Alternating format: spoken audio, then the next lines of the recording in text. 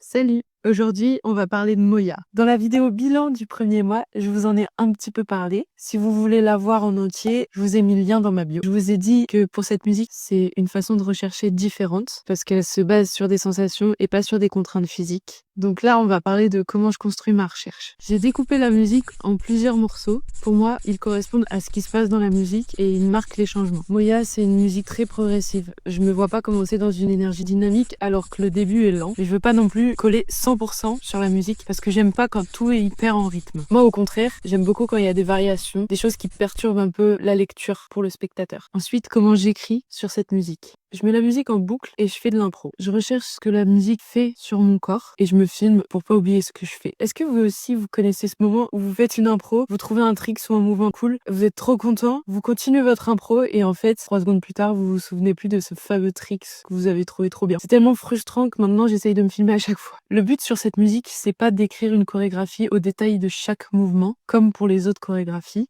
Mais petit à petit, j'écris des contraintes pour guider mon impro. Par exemple, un mouvement que m'a inspiré la musique, c'est une espèce d'aspiration vers le sol, comme s'il y avait une lourdeur dans mon corps. Le travail est pas fini, je vous dis à très vite pour la suite. Bisous!